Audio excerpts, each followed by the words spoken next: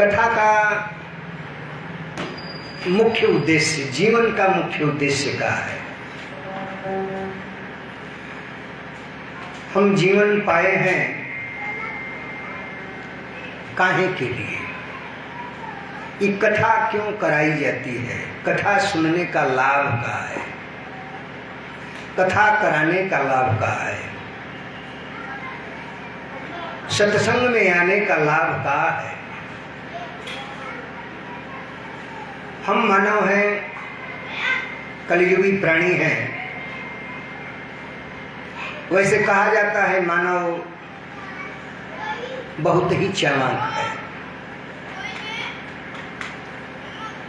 ब्रह्मा जी से, ब्रह्मा जी की रचना में मनुष्य सबसे उत्तम, हर योनियों में 84 लाख योनियों से परे, 84 लाख योनि के अंदर नहीं बल्कि अलग अलग की बात कही गई। ब्रह्मा जी अपने सृष्टि में यह मानव तो बनाए, लेकिन बाद में उनको समझ में आया कि बहुत चालाक है, इससे पार पाना देवताओं के भी मति की गति नहीं है। अगर इससे पार देवता लोग भी पा जाते तो देवता लोग इस शरीर के लिए तरसते नहीं। देवता लोग स्वयं तरसते हैं कि हम भी मानव बन जाएं।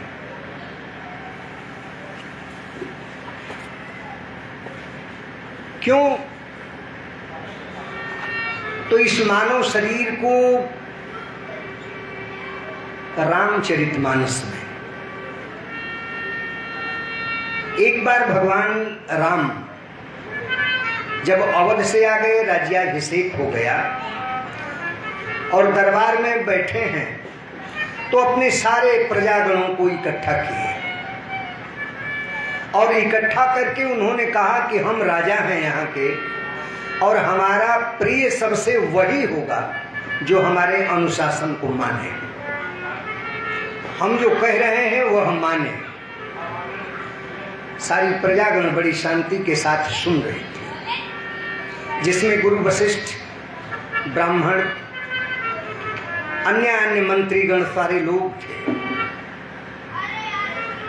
उन्होंने कहा हम एक बात कहने जा रहे हैं, और उस बात में अगर जरा भी कहीं से कमी होगी तो आप यह मत मानिएगा कि राजा है, राजा कह रहा है तो राजा का यह अधिकार है, जो कहेगा वो मानना ही मानना है। हम अगर गलत कहेंगे तो आप लोग, सभी लोगों से मेरा निवेदन है, आप काट दीजिएगा, कह दीजिएगा कि राम यह गलत कह रहे हो। सारे सभासद, सारे मंत्री गुरुदेव वशिष्ठ के साथ एक स्वर में बोल पड़े, केवल भूमिका बनाते रहोगे कि बात भी कहोगे?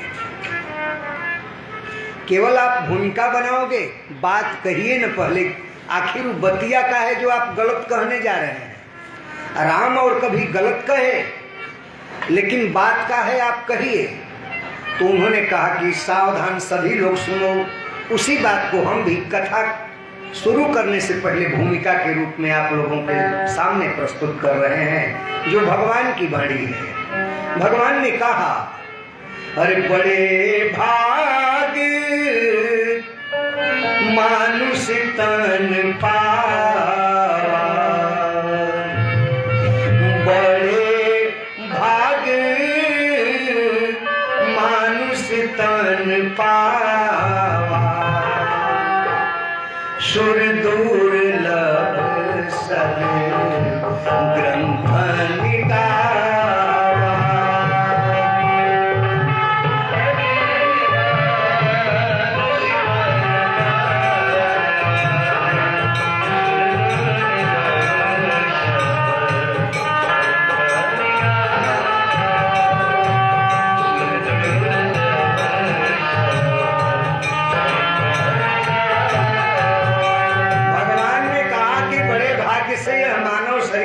हुआ जिसके लिए देवता लोग भी तरसते हैं, सारे ग्रंथ कहते हैं। भगवान के सामने बैठे हुए सभा के बीच में सभी सभासदों ने भगवान को ध्यान से सुन रहा था, देख रहा था, जैसे किसी की आवाज निकलनी चाहती हो कि भगवान राम भाई सही कह रहे हो। तो अगर सही कह रहे हो तो इससे ऊपर के लोग काहे को बने हैं? इससे ऊपर के लोगों में रहने वाले क्या मानव शरीर से उत्तम नहीं है? उन्होंने कहा कि देखिए, हम बता रहे हैं, ब्रह्मा की सृष्टि में एक बार झगड़ा हो गया। अलग से हम नहीं कह रहे हैं, ग्रंथ से ही कह रहे हैं। ब्रह्मा के समाज में झगड़ा हुआ। ब्रह्मा जी के सामने आकर के ब्रह्मा की सृष्टि में बनाए हुए सभी जितने प्राणी थे, सभी आकर के कहे कि आप ये बताइए, आपसे सवाल है, आप सृष्टि बनाए हैं, हम लोगों के साथ बेईमानी काहे किए? पशु पक्षी जितने थे सब के सब आकर के कहे, हम लोगों के साथ काहे बेईमानी किए? उन्होंने कहा, क्या बेईमानी?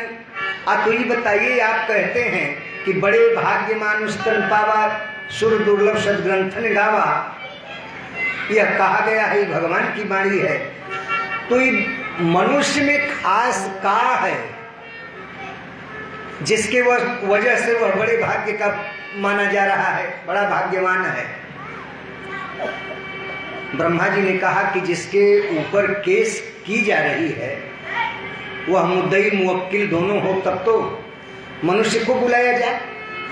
तो मनुष्य को बुलाया गया, मनुष्य भी आया और मनुष्य से ब्रह्मा जी ने पूछा, झगड़ा हो गया है तेरे नाम पर, ये बताओ कि तुम में खास क्या है? उसने कहा कि सब हमारा ही है। पशुओं ने कहा कि झूठ बोल रहा है, पक्षियों ने कहा कि झूठ बोल रहा है, इसका कुछ खास नहीं है। ये विचार करने वाली बात है। संख्या में हम लोग भले ही आज कम हैं, लेकिन जितने ही हैं सब प्रबुद्ध श्रोता हैं, सारे विद्वान हैं, सभी जानकार हैं। जो जानकार नहीं होता इस पंडाल में आता ही नहीं।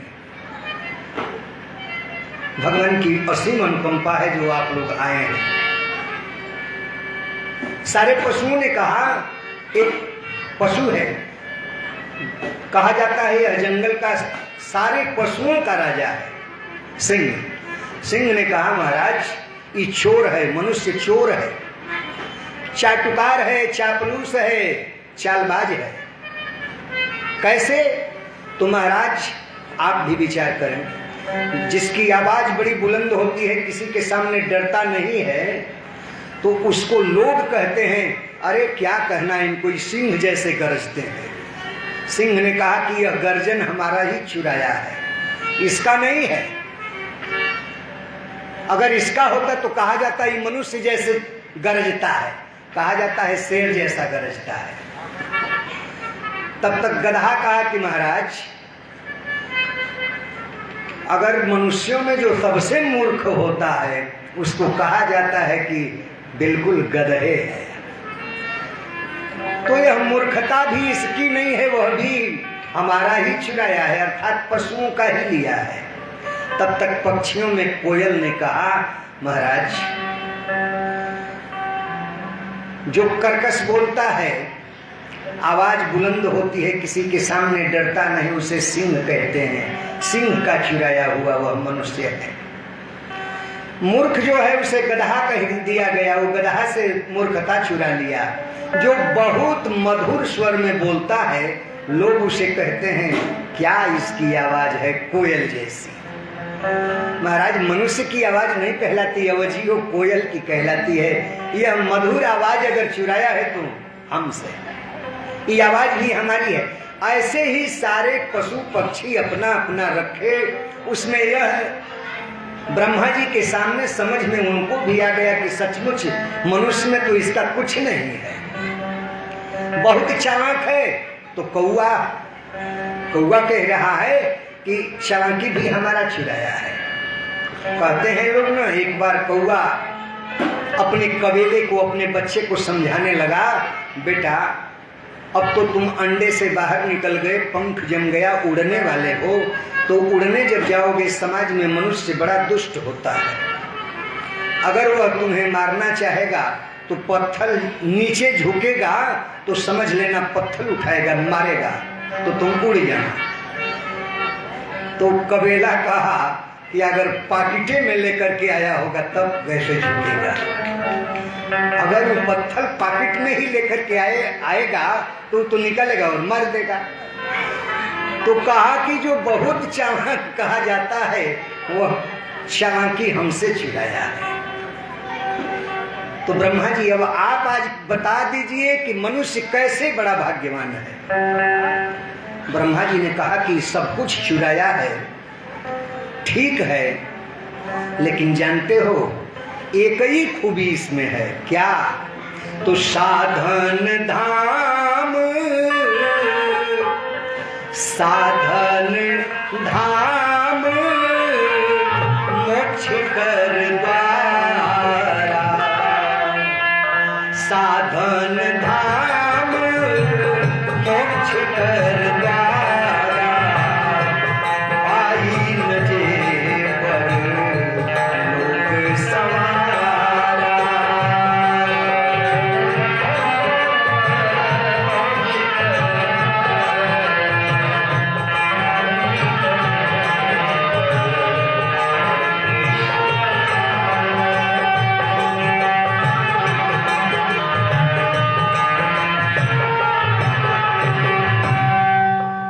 ब्रह्मा जी ने कहा इसमें खास यही है, यह जो पाया है तन, यह धाम है किसका?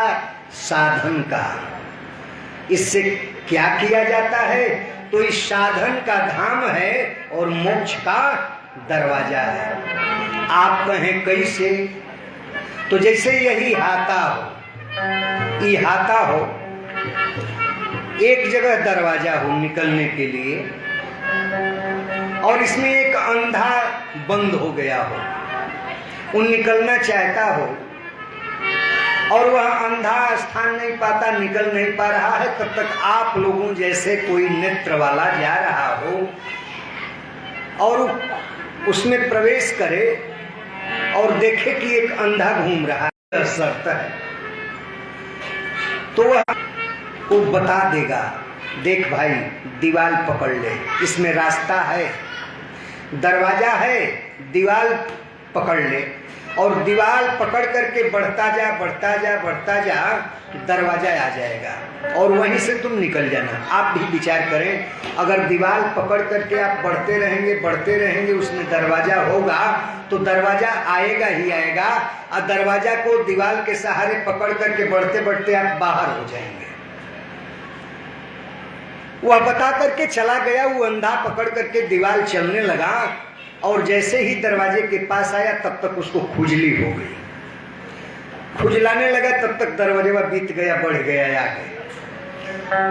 ऐसे ही वो चक्कर काटता रह गया, जितनी बार दरवाजा आता उतनी बार उसको खुजली आ जाती और बढ़ता हुआ निकल जाता। सुबह से लेकर शाम तक ऐसे ही करता रहा, तब तक जो रास्ता आप लोगों जैसा नेत्र वाला बताया था उस मार्ग से पुनः आ गया और देखना चाहा कि देखें कि अब भी इसी में है कि बाहर हो गया है। जाता है तो देख रहा है कि उसी में अभी भटक रहा है।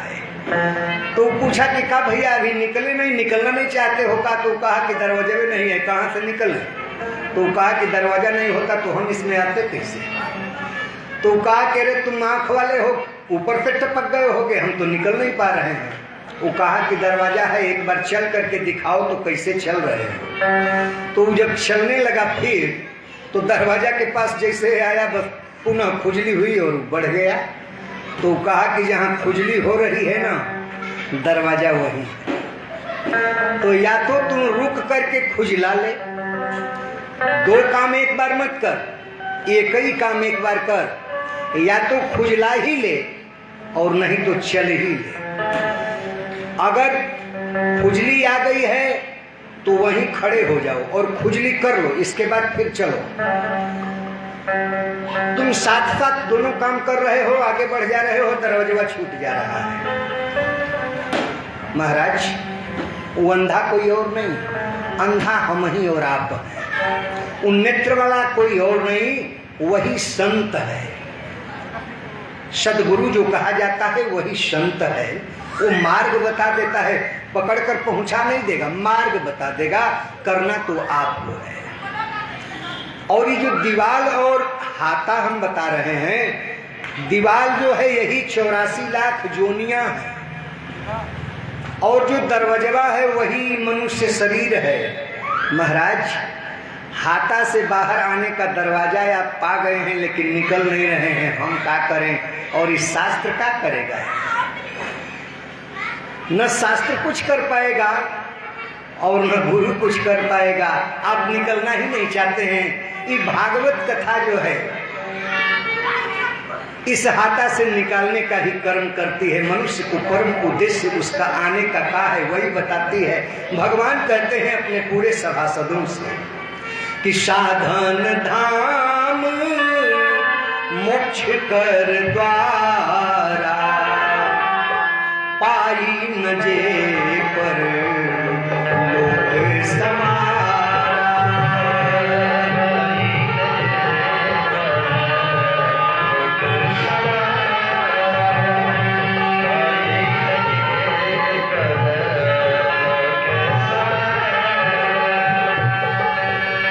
यह अवसर उसको मिल गया है। अब इस अवसर का लाभ उठावे या न उठावे, ये खुजली कहाँ है? यही विषय वासनाओं की जो विकार हमारे अंदर है, यही खुजली है। 10 इंद्रियां कही गई, मन के साथ ही 11 इंद्रियां। इन 10 इंद्रियों से हम केवल और केवल विषय का भोग ही करते रहते हैं, यही खुजली है। इस खुजली को या तो हम खुजलाई लें बैठकर। महाराज, खुजली होने लगती है और रक्त निकलने लगता है, मन भरता नहीं है। लेकिन परिणाम में क्या होता है? थोड़े समय खुजला लीजिए, इसके बाद रक्त निकलेगा तो फिर पीड़ा होने लगेगी, दवा की आवश्यकता हो जाएगी। यह अवसर प्राप्त हो गया है किस चीज का? हरि भजले, हरि भजले, हरि भजने का मौका है। हरि भजले, हरि भजले, हरि भजने का मौका है। हरि हरि भजले, हरि भजने का मौका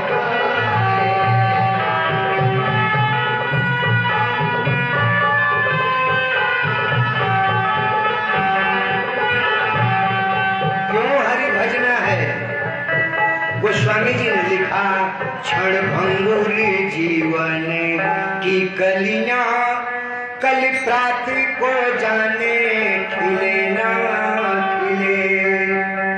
मलयाचल की सूची शीतल मंद सुगंध बयार मिले ना मिले। मलयाचल की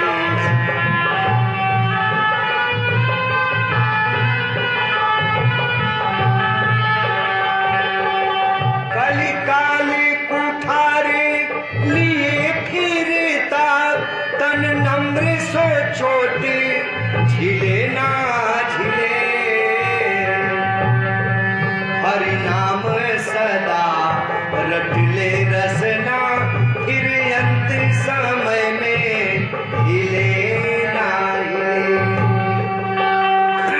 कहते कि क्षणभंगुर जीवन की कलियां कल प्रात को जाने खिले न खिले। आज जो श्वास चल रही है, कौन सी सांस आखिरी हो जाएगी कौन जानता है। अभी हम बोल रहे हैं, अब महाराज ये गुब्बारा है, गुब्बारा का हवा निकला और कब ध्वस्त हो गया कौन जानता है।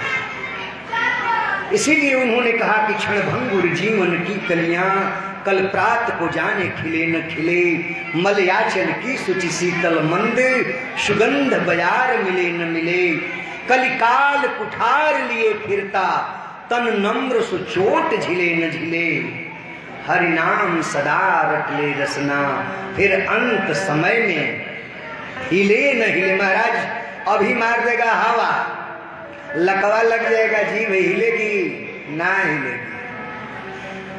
आप कहना चाहेंगे राम राम, लेकिन बहुत प्रयास करेंगे तो लाम लाम कर देगी। बड़ा प्रयास करने पर लाम लाम कहेगी, राम राम नहीं कहेगी। अर्थात दूरे दूर लाम लाम। इसलिए कहा गया कब भजो, अभी भज ले, अभी भज ले, अभी भजने का मौका है।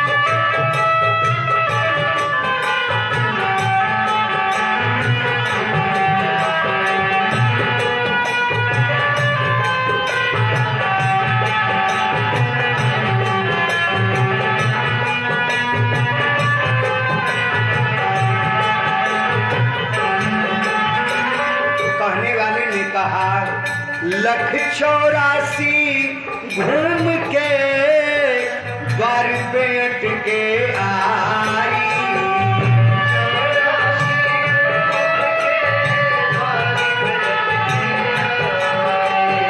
लख 84 घूम के द्वार पे अटके आई।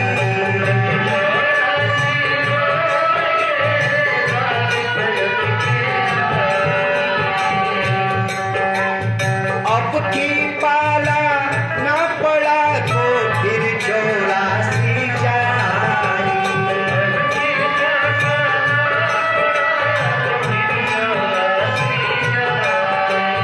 अब की पासा ना पड़ा तो फिर 84 जाई।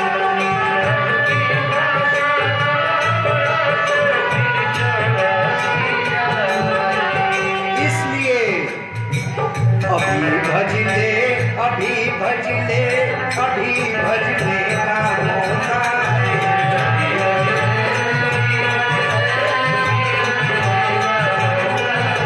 अभी भज ले,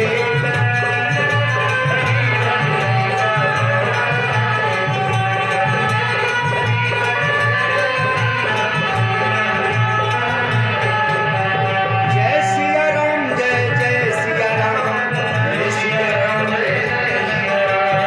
जय सिया राम,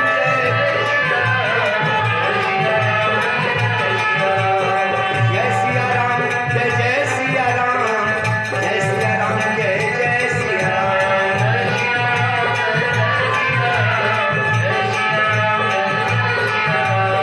राधे श्याम जय राधे श्याम, राधे श्याम जय राधे श्याम।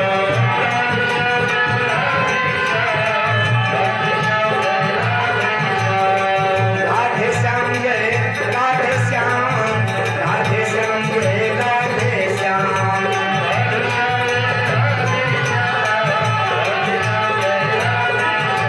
हरि भज ले, हरि भज ले, हरि भज ले, मौका है।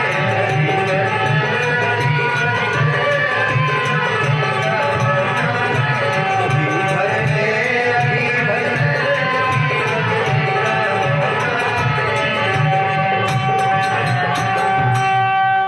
बोल दो भक्त वत्सल भगवान की। मनुष्य जीवन पाने का मूल सार यही है, साधन धाम मोक्ष कर द्वारा, पाई न जे परलोक सवारा। अगर लोक संवार नहीं लेता, यह लोक वह लोक दोनों लोक उस नहीं सुधार लेता, तो सो परत्र दुख पावई, असिर धुनि धुनि पछताए।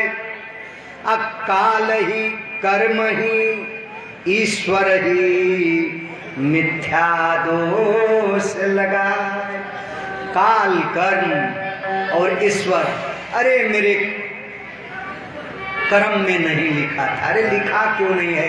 ये कथा हो रही है खुले, किसी के भाग्य में नहीं लिखा है। किसी को मना कराए हैं मास्टर साहब कि मत आइएगा।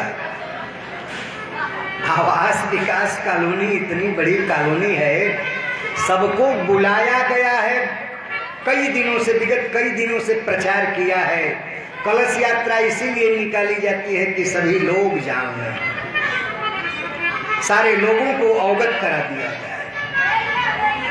फिर भी अगर लोग नहीं आते हैं तो अब का भाग में नहीं लिखा है। हाँ, सचमुच नहीं लिखा है। कारण तो एहि सर आवत अति कठिनाई, एहि सर आवत अति कठिनाई, राम कृपा बिन आई न जाई।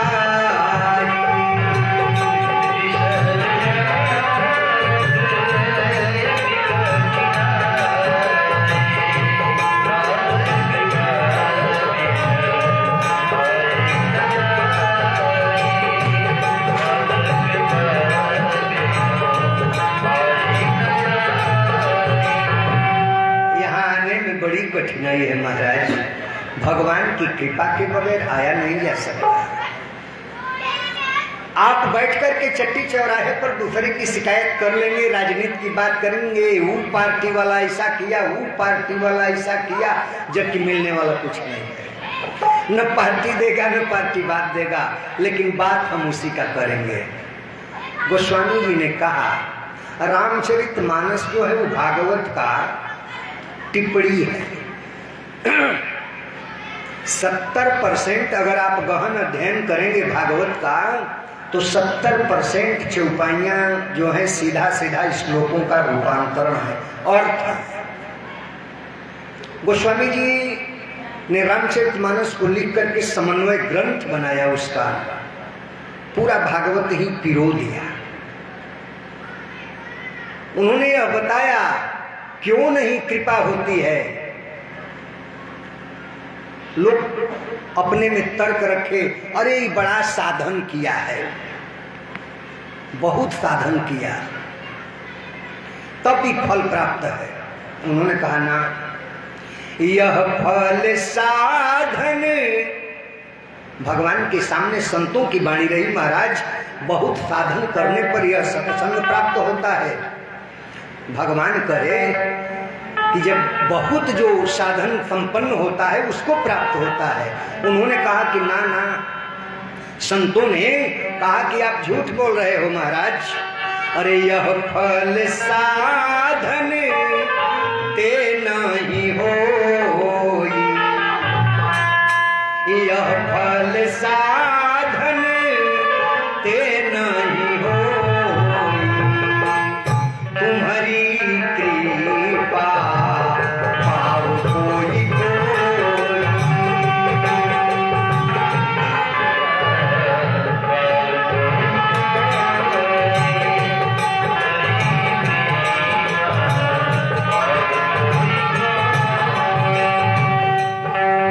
यह साधन का फल नहीं है, आपकी कृपा का फल है। महाराज पैसे वाले बहुत होंगे, आज अगर कहीं जमीन खरीदने की बात हो तो चढ़ा खड़ी करके 2-4-10 लाख उसका रेट बढ़ा देंगे, लेकिन भागवत कराने की बात आवे, एक का करना है, पैसा बेटा नहीं है, जबकि सबसे ज्यादा पैसा है। ये भगवान की कृपा का फल है, किसको देते। हमें इसी भगवान नाम स्मरण के साथ भागवत जी में प्रवेश किया जाए। आज का दिन, प्रथम दिन जो होता है वो केवल और केवल भूमिका का दिन होता है, कथा के महात्म्य का दिन होता है। हम लोग महात्म्य में प्रवेश करें। भागवत के महात्म्य के प्रथम श्लोक से शुरू करते हैं। सच्चिदानंद रूपाय विश्वोत्पत्त्यादि हेतवे तापत्रये विनाशाय श्री कृष्णाय वयं नमः। सच्चिदानंद रूपाय विश्वोत्पत्त्यादि हेतवे तापत्रय विनाशाय श्री कृष्णाय वयं नमः।